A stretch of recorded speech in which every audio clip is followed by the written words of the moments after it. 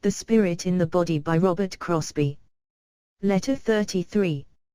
From the intellectual point of view, the truth explains. From a higher point of view, each one contains within himself, and actually is the truth. The intellectual is microscopic, the other, vision itself.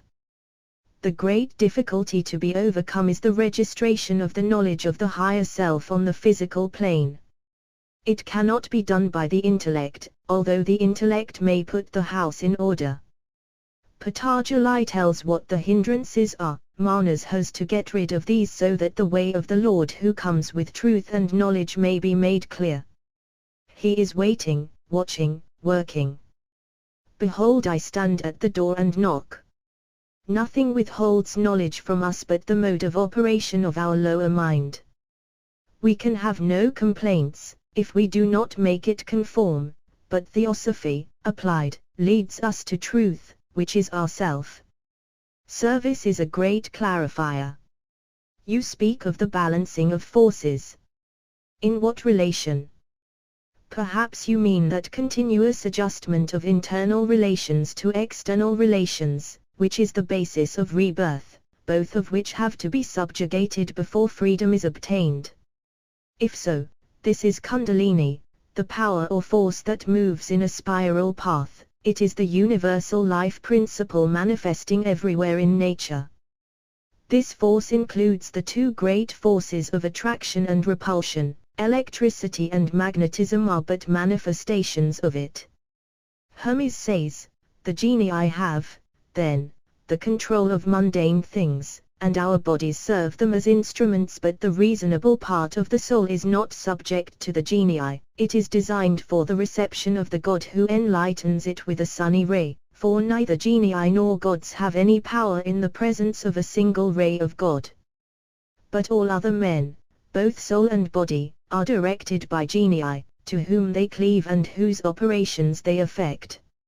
If forces are balanced, there must be something upon which the balance may be obtained. Anything that can be moved by the forces would not so serve.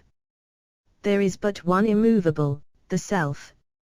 Transitory balancings may be obtained but not maintained. The ups and downs everyone is subject to, sometimes psychic, sometimes mental and sometimes physiological, occasionally, all three at once. These must necessarily be the various adjustments, or balancing of forces, which are in constant process of variation. There are, of course, devakas in between. The same old process. It does not surprise me that you find something at the Theosophical rooms, and stronger at times than at others.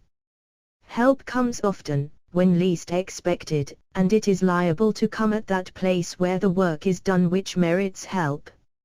As the rooms are set apart particularly for Theosophy, there would be less obstacle there than elsewhere to such help.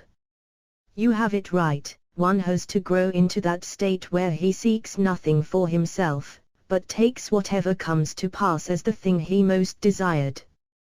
There is no room for personal desire in this. With reference to the mind's poor grasp of things, what we want cannot be obtained by anxiety, doubt, fear, impatience, expectancy that it is time that something should come to us, and so forth. This latter is looking for reward. Make up your mind to continue as you are for 100 lives, if necessary, and continue. The hindrances must be stopped, if that which is hindered is to come. All the other study is good, necessary, and preparatory. Unity, study, work, are the trinity of this plane. Universality, wisdom, and service are the higher trinity.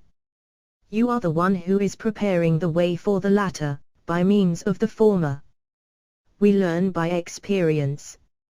Confidence gives courage, is courage. After a while we learn that the law will act, regardless of any sentiment we may hold. And in this work things occur in peculiar ways, not to be accounted for by the usual process. At least, such has been my experience. The attention that is paid to what you have to say in the meeting lies primarily in the native force of truth, but much comes from the conviction that one has in presentation, as well as the form used. This triad you have. The main thing to be minimized is whatever you have of diffuseness. It is only a question of keeping on the line of making more and more perfect. The feeling that I am doing something is natural. But it is better far to let the warrior in you do the fighting. Think of the master as a living man within you, let him speak through the mouth and from the heart. The strength shown is not that of the personality, for like an organization, the personality is only a machine for conserving energy and putting it to use. Why give it credit for anything else? The general habit is to think of ourselves first, and others afterwards.